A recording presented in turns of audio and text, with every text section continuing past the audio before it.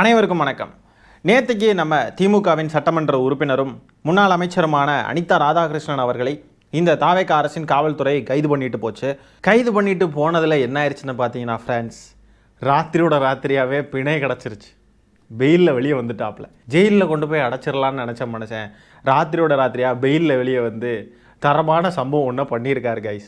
அவரை கைது பண்ணது, பெயிலில் அவர் வெளியே வந்தது, அதுக்கெல்லாம் முன்னாடி நடுவில் என்ன நடந்திருக்கு அப்படின்றத பார்க்க வேண்டியது இருக்குங்க. 5 மணி நேரம் கிட்டத்தட்ட விசாரணை பண்ணியிருக்காங்க காவல்துறையினர். அனிதா ராதாகிருஷ்ணன் அவர்கள் அதுக்கப்புறம் மருத்துவ பரிசோதனைக்கு மருத்துவமனைக்கு கூட்டிகிட்டு போயிட்டு கோர்ட்டில் ஆஜர்படுத்த கூட்டிகிட்டு போயிருக்காங்க. அந்த நடுவில் 5 மணி நேரம் விசாரணை நடந்திருக்கு இல்லையா, அந்த இடத்துல என்ன நடந்திருக்குன்னு பார்த்தீங்கன்னா, அவர்கிட்ட குதிரை பேரம் நடந்திருக்கு. இவரையும் விட்டு வைக்கல. விட்டால் தாவேக கட்சி தன்னுடைய சொந்த கட்சி எம்எல்ஏக்கள் கிட்ட கூட குதிரை பேரம் பண்ணிடுவாங்க போல. ரிசைன் பண்ணிட்டு தாவேக வந்து சேருங்க அப்படின்னா அந்த அளவுக்கு திமுக எம்எல்ஏ கிட்டேயே குதிரை பேரம் நடந்திருக்கு. அதுவும் எப்படி பாருங்க, காவல்துறையை வச்சு குதிரை பேரம். காவல்துறையினர் வந்து சொல்லியிருக்காங்க, மேலிருந்து ப்ரெஷரு, நீங்கள் உங்கள் எம்எல்ஏ பதவியை ரிசைன் பண்ணிவிட்டு தாவேகால போய் சேரணும், எவ்வளோ பணம் வேணாலும் தருவாங்களாம் அப்படின்னு சொல்லிட்டு காவல்துறையினரே சொல்லியிருக்காங்க. என்ன வந்து காவல்துறை அதிகாரிகள் வந்து மேலிருந்து சொல்லி நீ உடனே எம்எல்ஏ பதவியை ராஜினாமா பண்ணிட்டு தாவாக்கல சேருன்னு சொல்லி என்னை கட்டாயப்படுத்துவாங்க. நான் முடியாது. நாங்கள் வந்து எப்பவும் எங்களுடைய தலைவர் மரியாதைக்குரிய தளபதி மு.க. ஸ்டாலின் என்ன நினைக்கின்றாரோ அதை தான் செய்வோம். இவனாலும் தொட்டு பார்க்க முடியாது. ஏன்னா நான் வந்து தவறு செய்யாதவன். காவல்துறையை வச்சு பேரம் பேசியிருக்காங்க இவர்கிட்ட. யாரு கிடைச்சாலும் இழுத்து போட்டுடலாம் அப்படின்னு இருக்காங்க போல. மிரட்டி உருட்டி நீங்கள் வந்து இங்கே வந்துருங்க, அப்போனா உங்களுக்கு இந்த பிரச்சனைலாம் இருக்காது. நீங்கள் அங்கே இருந்தீங்கன்னா அப்புறம் உங்கள் விருப்பம், நீங்கள் வந்து எதிர்த்து போராடுவீங்க, எதிர்த்து செயல்படுவீங்கன்னு சொன்னால் அப்புறம் இந்த வழக்குகள்லாம் தொடரும், அது உங்கள் பிரச்சனை. இல்லைன்னா உங்களுக்கு காம்ப்ரமைஸ் ஆகிக்கலாம் அப்படின்ட்டு காம்ப்ரமைஸ் பேசியிருக்காங்க. அது மட்டும் இல்லாமல் பேரம் பேசியிருக்காங்க. நல்லா இருக்குல்ல, சுவராக இருக்குல்ல. நாற்றம், இது மாற்றம் இல்லை, நாற்றம் துர்நாற்றம். இந்த மாதிரி தான் எல்லாரையும் மிரட்டுறாங்க போல இருக்கு காய்ஸ். அதனால தான் எல்லாரும் ராஜினாமா பண்ணிட்டு தாவேக்கால வந்து சேர்றாங்க போலயே. அமமுக எம்எல்ஏவை திருடி, ஐயுஎம்எல் எம்எல்ஏக்களை திருடி, அடுத்தது அதிமுக அங்கே இங்கேன்னு எல்லாரையும் திருடி இப்போ கடைசியாக திமுக கிட்டே திருட வந்துட்டாங்க. இவ்வளோ ஓப்பனாக குதிரை பேரம்லாம் பண்ணுவாங்க, அதுவும் எதிர்கட்சிக்கிட்டேயே.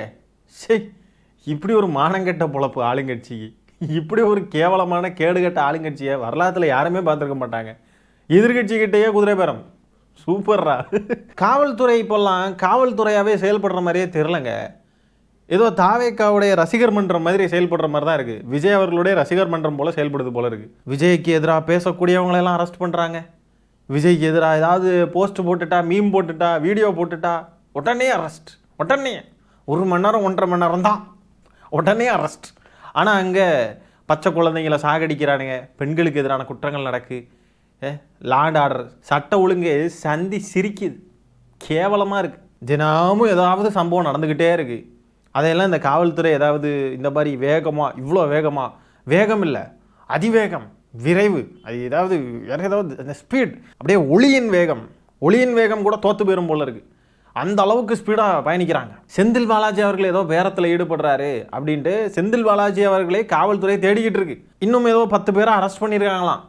சரி, அவங்கெல்லாம் பேரம் பேசுனாங்க, அது அரெஸ்ட் அப்படின்னா இப்போ இவர்கிட்ட பேரம் பேசியிருக்காங்களே காவல்துறை, இதுக்கு யாரை அரெஸ்ட் பண்ணுவீங்க? காவல்துறையினரே குதிரை பேரத்தில் ஈடுபட்டிருக்காங்களாமே, இதுக்கு எப்போ அரெஸ்ட் பண்ணுவீங்க? அவங்களெல்லாம் அந்த காவலர்களை எப்போ அரெஸ்ட் பண்ணுவாங்க? என்ன அராஜகம் நடக்குதுன்னு பாருங்க கைஸ். காவல்துறை என்ன லட்சணத்தில் ஆட்சி நடக்குது, என்ன லட்சணத்தில் நிர்வாகம் நடக்குதுன்றதை பாருங்க. இவர் மேலே இப்போது அவதூறு வழக்கு போட்டிருக்காங்க. அவதூறாக மட்டுமே பேசியே ஆட்சியை பிடிச்சவங்க அவதூறு வழக்கு போடுறாங்க. இப்போ அவதூறாக பேசிட்டாங்கன்னு வழக்கு போடுறாங்களாம். அவர் பேசுனதில் எந்த அவதூறும் இல்லை. நம்ம ஏற்கனவே போன காணொலியிலே அது என்னன்னு பார்த்துட்டோம். விமர்சனத்தை கொஞ்சம் கூட பொறுத்துக்க முடியலங்க. ரொம்ப இன்செக்யூராக இருக்கார் விஜய். இதுலேயும் பாருங்கள், குறிப்பாக கரெக்டாக வெள்ளிக்கிழமை அரெஸ்ட் பண்ணி ஜெயிலுக்குள்ளே தள்ளிடலாம் அப்படின்னு பிளான் பண்ணி தாவேக்கா இதை செஞ்சுருக்கு. வெள்ளிக்கிழமை அரெஸ்ட் பண்ணி போட்டுட்டா சனி ஞாயிறு 2 நாள் பெயில் கிடைக்காது. திங்கக்கிழமை தான் பெயில் கிடைக்க வாய்ப்பு இருக்குன்றதுனால வெள்ளிக்கிழமை கைது பண்ணி ஜெயிலில் அடைச்சிடலான்னு முயற்சி பண்ணியிருக்காங்க. அந்த திட்டத்திலேயே மண்ணள்ளி போட்டுட்டாரு அனிதா ராதாகிருஷ்ணன் அவர்கள். சும்மா அவர் பாட்டுக்கு செவனேன்றிருந்தாரு. இனிமே தான் சலங்கையை கட்டிக்கிட்டு ஆட போகிறார் மனுஷன். இந்த விவகாரத்தில் நம்ம சிடிஆர் நிர்மல்குமார் அமைச்சர் என்ன பதில் சொல்லியிருக்காருன்னு பார்த்தீங்கன்னா, அனிதா ராதாகிருஷ்ணன் அவர்களை அவர் தவம் இருந்தாலும் நாங்கள் வந்து எங்கள் கட்சியில் சேர்க்க மாட்டோம், அவர் வந்து எங்கள் காலில் விழுந்தாலும் நாங்கள் சேர்க்க மாட்டோம் அப்படின்ட்டு டக்குன்னு பிளேட்டை மாற்றிட்டாருங்க. மாட்டிக்கிட்டோன்னு தெரிஞ்சிருச்சு. ஐயையோ இப்படி போட்டு கொடுத்துட்டாரு, உண்மையை போட்டு உடைச்சிட்டாரு, இப்போ நம்ம பிளேட்டை மாற்றணும் அப்படின்ட்டு அவர்கிட்ட நாங்கள் அப்படிலாம் எதுவுமே பேசவே இல்லை, நாங்கள் எங்களுக்கு அதுக்கும் சம்மந்தமே இல்லை, நாங்கள் அந்த மாதிரிலாம் எதுவும் இது பண்ணலையே அப்படின்ட்டு டக்குன்னு பிளேட்டை மாற்றி அவர் எங்கள் காலில் வந்து விழுந்தா கூட நாங்கள் ஏற்றுக்க மாட்டோம் அப்படின்ட்டு அப்படியே பிளேட்டை மாற்றி உருட்டுறாங்க. ஆமாம்மா, இவங்க அனிதா ராதாகிருஷ்ணன் அவர்களையெல்லாம் சேர்த்துக்க மாட்டாங்க. இவங்கெல்லாம் விஜயபாஸ்கர் இந்த மாதிரிப்பட்ட ஆட்களை தான் சேர்ப்பாங்க. ஊழல் சக்தி கிட்ட இருந்து தான் இவங்கெல்லாம் ஆட்கள் எடுப்பாங்க. பல குற்ற வழக்குகள், ஊழல் வழக்குகள், அது இதுன்னு இருக்கக்கூடிய ஆட்களை தான் இவங்க எடுப்பாங்க. தாவேகாவுக்கு திமுக உதயசூரியன் சின்னத்தில் போட்டி போட்ட யாராவது எம்எல்ஏக்கள் வேணும். இதில் ரொம்ப குறியாக இருக்காங்க. ஏற்கனவே மதிமுகவுடைய 2 எம்எல்ஏக்களை ரிசைன் பண்ண வைக்க ட்ரை பண்ணாங்க.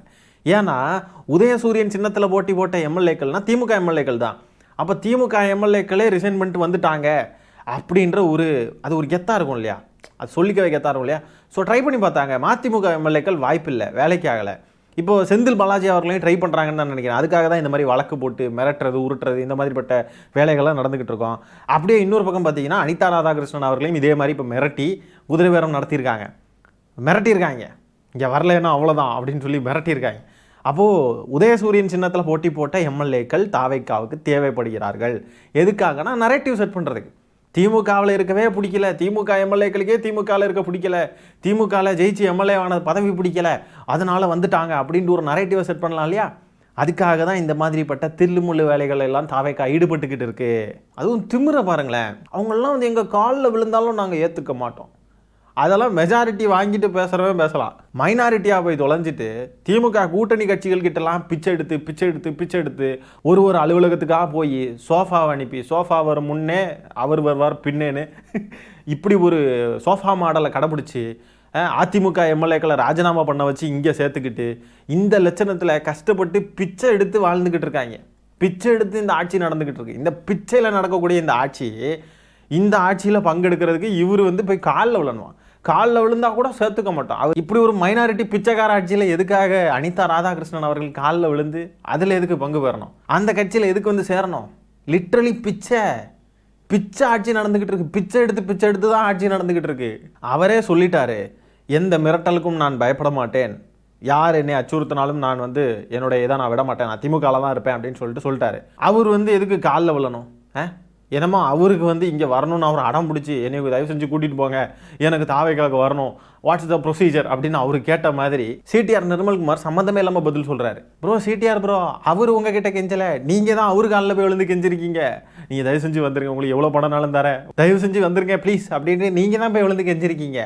அவர் தான் ரிஜெக்ட் பண்ணியிருக்காரு உங்களை. என்ன எல்லாத்தையும் தலைகீழாவே பேசுகிறீங்க, தலைகீழாவே புரிஞ்சுக்கிறீங்களே, ஐயா. அது மட்டும் இல்லாமல் பிணை கிடைச்ச உடனேயே அனிதா ராதாகிருஷ்ணன் அவர்கள் என்ன சொல்லியிருக்காங்கன்னு பார்த்தீங்கன்னா, சவால் விட்டு சொல்கிறேன், இந்த ஆட்சி மிஞ்சு போனால் 6 மாதத்துக்கு இருக்கும், அதுக்கு மேலே இந்த ஆட்சி நடக்காது, நடக்கவும் விட மாட்டோம் அப்படின்ட்டாரு. இந்த ஆட்சி ரொம்ப நாள் நீடிக்காது, அதிகபட்சம் ஆனா 6 மாசம், 6 மாசம் மேல இந்த ஆட்சி இருக்காது, இருக்கவும் விட மாட்டோம். இப்படி இந்த ஆட்சி வந்து இருக்காதுன்னு சொல்லக்கூடிய ஒருத்தர் அவங்க காலில் போய் விழுவாராம். காலில் வந்து விழுந்தாரு, தவம் கிடந்தாலும் நாங்கள் வந்து ஏற்றுக்க மாட்டோம் அப்படின்னு. என்னமோ அவரு கெஞ்சிக்கிட்டு இருக்காருன்ற மாதிரி.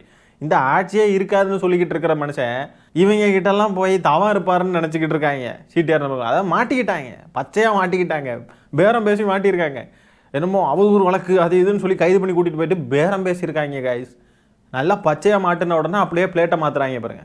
என்ன பொழப்பு இதெல்லாம், என்ன பொழப்பு. இப்போ தான் திமுகவை சேர்ந்த பரந்தாமன் அவர்கள் பதிலடி கொடுத்தாங்க. மறந்து போயிட்டீங்களா? அரண்மனை நாயே அடக்கடா உன் வாயேன்னு சொன்னார். மறந்து போயிட்டீங்களா? அடக்குங்க ப்ரோ உங்கள் வாயை. திமுகவினரை இந்த மாதிரி நம்ம கைது பண்ணி முடக்கிடலாம், இல்லை மிரட்டலாம், உருட்டலாம் அப்படின்ட்டுலாம் இந்த அரசு நினைக்குது. அதிகாரம் கையில் இருக்குன்றதுக்காக ஆடக்கூடாது. ஏன்னா நீதிபதிகள் இருக்காங்க, நீதிமன்றம்னு ஒன்று இருக்குது. அப்படியெல்லாம் வந்து ஈஸியாக கைது பண்ண முடியாது, கைது பண்ணி தூக்கி ஜெயிலில் வைக்க முடியாது. தவறு செய்திருந்தால் நீதிமன்றம் தண்டிக்கும், தவறு செய்யலைன்னு சொன்னால் நீதிமன்றம் விடுவிச்சிடும். முன்ஜாமீன் கிடைக்கல உடனே கீச்சுன்னு வந்தானுங்க அணில் குஞ்சுகள். இப்போ பிறகு நைட்டோட நைட்டாக பெயில் கிடச்சிருச்சு அப்படின்ன உடனே எல்லாரும் அப்படியே வாய மூடிட்டு இருக்காங்க. அதுக்கு தான் சொல்கிறது, எப்போவுமே ஆரம்பத்தை பார்க்கக்கூடாது, முடிவு என்னன்றதை பார்க்கணும். கைது பண்ணி கூட்டிகிட்டு போன உடனே ஏதோ தப்பு பண்ணிட்டாரு அதான் கைது பண்ணி கூட்டிகிட்டு போயிட்டாங்க அப்படின்லாம் கிடையாது ப்ரோ. அதிகாரம் இருக்குது, ஆட்சி உங்கள் கையில் இருக்குன்னு நீங்கள் பாட்டுக்கு உங்கள் அராஜகத்தை நீங்கள் செலுத்துறீங்க. ஆணவ போக்கோட செயல்படுறீங்க, அதுக்காக கைது பண்ணி கூட்டிட்டு போறாங்க அப்படின்ன உடனே தூக்கி ஜெயில எல்லாம் போட்டுற முடியாது. இப்போ நீதிபதி பெயில் கொடுத்ததே தாவேக அரசோடைய தோல்வி. தாவேக அரசு மூஞ்சிலே காரி துப்புற விதமாக தான் இது இருக்கு. இனிமேலாவது நல்லாட்சி கொடுக்கறதுக்கான வழியை பாருங்க விஜய். பேசுறவங்க, வீடியோ போடுறவங்க, மேடையில் ஏறி பேசுறவங்க, இவங்களை கைது பண்ணுறதையே டார்கெட் பண்ணாதீங்க விஜய். அந்த விவகாரம் அப்படியே சும்மா கிடப்பில் கடந்துருந்துச்சு அப்படின்னா கூட நம்ம அதெல்லாம் பற்றி பேசியிருக்க மாட்டோம். இப்போ அவரை சீண்டி பார்த்து அதையே பற்றி பேச வச்சுட்டாங்க. இந்த டாப்பிக்கை ஒரே நாளில் தமிழ்நாடு பூரா ட்ரெண்டிங் டாப்பிக்காக மாற்றி அவரே இப்போ ஜென்சி வைப்புக்குள்ளே கொண்டு வர ஆரம்பிச்சிட்டாரு. அவர் வயசு 74 வயசு ஆகுது. அவர் இப்போ எங்கள் கூட சேர்ந்து வைப் பண்ண போகிறாரு மனுஷன். அவரும் தாவேக்காவை கதற விட மோடுக்கு வந்துட்டார். எங்களை மாதிரியே கதற விட்டுக்கிட்டு இருக்காரு இந்த வயசில். மாஸ் இந்த மாதிரி கிறுக்குத்தனமாக வந்து யாரையாவது கைது பண்ணி முடக்கலாம் அப்படி இப்படின்னு நினச்சி அசிங்கப்படுறதுக்கு பதிலாக மூடிக்கிட்டு சும்மா இருக்கலாம். கைது பண்ணாங்க, உண்மையிலே ஏதாவது குற்றம் செஞ்சுருக்காங்க, உண்மையிலே ஏதாவது தவறாக பேசியிருக்காங்க அப்படின்ற பட்சத்தில் கைது பண்ணி அதை கோர்ட்டுக்கு கொண்டு போனால் நல்லது. இல்லைன்னா இந்த மாதிரி தேவையில்லாத கேஸெல்லாம் கோர்ட்டுக்கு கொண்டு போய் கோர்ட்டோட நேரத்தை வீணடிக்கிறீங்கன்னு பிறகு நீதிபதிகள் செம காண்டாயிர போகிறாங்க. கொஞ்சம் நியாயமாக செயல்படுங்க விஜய். ஏன் இந்த மாதிரிலாம் பேசுகிறவங்களையெல்லாம் தூக்கி உள்ளே போடணும்னு நினச்சிங்கன்னா ஜெயில் தாங்குமா? அப்படி பார்த்தா முதல்ல தாவேக்காவுடைய வெர்ச்சுவல் வாரியர்ஸ், அபியூசர்ஸை தான் தூக்கி முதல்ல உள்ளே போடணும். அனிதா ராதாகிருஷ்ணன் அவர்கள் ஏதாவது தவறாக பேசியிருந்தாரு, ஆபாசமாக பேசிட்டாருன்னா கூட ஓகே. உரிமையில் பேசிட்டாராம், அவன் சொல்லிட்டாரான், அதுவும் ஊமைக்கு சொல்கிறாரு அவன். அதுக்கு ஒரே நாளில் அந்த மனுஷனை தூக்கி ஜெயிலில் போடணுன்ட்டு அவசரமாக கைது பண்ணி நடவடிக்கை மேற்கொண்டிருக்காங்க. வாட் ப்ரோ, இப்படிலாம் அசிங்கப்படாதீங்க ப்ரோ. இதெல்லாம் மாஸ் கிடையாது, இதெல்லாம் லூஸ் தனமாக தான் இருக்குது. இப்போ இப்படி கைது பண்ணி உங்களுடைய குதிரை பேரம் அம்பலமாயிருச்சு. காவல்துறையினரை வச்சே நீங்கள் குதிரை பேரம் பண்ணியிருக்கீங்க, அது அம்பலப்பட்டிருக்கு. இப்படி அசிங்கம் தேவையா? அது மட்டும் இல்லாமல் கோர்ட்டில் இருந்து பெயில் கொடுத்து அசிங்கப்படுத்திட்டாங்க உங்களை. இந்த தாவேக அரசை கேவலமாக அசிங்கப்படுத்தியிருக்காங்க. இந்த அசிங்கம் தேவையா? இப்போ நம்ம பேராசானம், தாவேக்காவுடைய ரசிகர் மன்ற தலைவருமாக இருக்கக்கூடிய நம்ம ஐயா சண்முகம் அவர்கள், இந்த மாதிரிப்பட்ட நபர்கள்லாம் இப்போவும் வந்து இது உட்கட்சி விவகாரம் அப்படின்லாம் ஏதாவது சொல்லி முட்டு கொடுப்பாங்களா? காவல்துறையினரே பேரம் பேசியிருக்காங்க அப்படின்ற பட்சத்தில் இதுவும் உட்கட்சி விவகாரமா? எல்லாத்துக்கும் முட்டு கொடுப்பாங்களே, ரெடியாக இருப்பாங்களே வந்து. இதெல்லாம் வந்து என்னங்க, இதெல்லாம் வந்து உட்கட்சி விவகாரம், நம்ம அதில் கேள்வி கேட்க எதுவுமே இல்லைங்க அப்படின்னு வந்து முட்டு கொடுப்பாங்களே, எங்கே போனாங்க? ஆக இப்படி அராஜக போக்கோட செயல்பட்டு மண்டையிலேயே கொட்டு வாங்கிக்கிட்டு வருது நீதிமன்றத்துக்கு போய் இந்த தாவேக அரசும் தாவேக்காவும். இனிமேலாவது திருந்தி நடந்துப்பாங்க அப்படின்னு நம்ம எதிர்பார்க்க கூடாது. ஏன்னா அதுக்கு வாய்ப்பே இல்லை. இவ்வளோ நாள் ஆகி எங்கேயாவது மக்கள் பிரச்சனைகள், அரசு சார்ந்த விஷயங்கள் ஏதாவது தெளிவாக பேசியிருக்காங்களா? ஆதவர்ஜுனா சமீபத்தில் பேசுகிறப்போ, மேடையில் ஏறி பேசுகிறப்போ பேசுகிறாரு, ஸ்டாலின் அவர்களே கரூர் விவகாரத்தில் கொலைகாரர் அப்படின்னு சொல்லி குற்றம் சாட்டுறார். அவர் தான் கொலை பண்ணி கொண்டு குதிச்சிட்டார் அப்படின்ட்டு. இதெல்லாம் இப்போ மக்களுக்கு தேவையா? மக்களுக்கு தேவையான விஷயங்கள், திட்டங்கள், மக்களுக்கான விஷயங்கள், நாங்கள் இந்த திட்டங்களை எல்லாம் செயல்படுத்த போகிறோம், இந்த இடத்துல நாங்கள் இந்த விஷயத்தை கொண்டு வர போகிறோம், ஏதாவது அப்படி ஏதாவது பேசுனாங்களா? இல்லை. எந்நேரமும் திமுகன்னு கரைஞ்சி ஒப்பாரி வச்சுக்கிட்டு இருக்காங்க. நல்ல கவர்னன்ஸ், சட்ட ஒழுங்காக பாதுகாக்கணும், பெண்கள் பாதுகாப்பை நல்லா இம்ப்ரூவ் பண்ணணும், குழந்தைங்களை பாதுகாப்பாக வச்சுக்கணும், குழந்தைங்களுக்கான திட்டங்கள், மக்களுக்கான திட்டங்கள், பெண்களுக்கான திட்டங்கள், அது இதுன்னு இதெல்லாம் நோக்கி இவங்கெல்லாம் ஆட்சிக்கு வந்த மாதிரி தெரியல. முழுக்க திமுகவை பழி வாங்கணும், திமுகவை ஏதாவது செய்யணும், திமுகவை எந்நேரம் குறை சொல்லிக்கிட்டே இருக்கணும், அதுக்காகவே தான் ஆட்சிக்கு வந்த மாதிரியே இருக்குது. இந்த மாதிரி அராஜக போக்கை தாவேக்கா கைவிடவில்லை என்று சொன்னால் இதே மாதிரி ஓங்கி கொட்டு வாங்கிக்கிட்டு அசிங்கப்படுற நிலைமை தான் திரும்ப வந்துக்கிட்டே இருக்கும். ஏற்கனவே அசிங்கமான ஒரு ஆட்சியாகவும் அசிங்கமான ஒரு அரசாங்கமாகவும் தான் நீங்கள் ஆட்சி நடந்துக்கிட்டு இருக்கு. அது கூட சேர்த்து அசிங்கப்படும் ஆட்சி, அசிங்கப்படும் அரசாங்கம் அப்படின்ற பேரை எடுத்துடாதீங்க விஜய். நல்ல பேரை வாங்க வேண்டும் பிள்ளைகளே அப்படின்னு சொல்லி இந்த காணொலியில் நம்ம பேசியிருக்க விஷயங்களை பற்றி நீங்கள் என்ன நினைக்கிறீங்க அப்படின்ற உங்களுடைய கருத்துக்களை கமெண்ட்ஸில் பதிவு பண்ணுங்கள். இந்த காணொலியை நான் இத்துடன் நிறைவு செய்து கொள்கிறேன். நன்றி, வணக்கம்.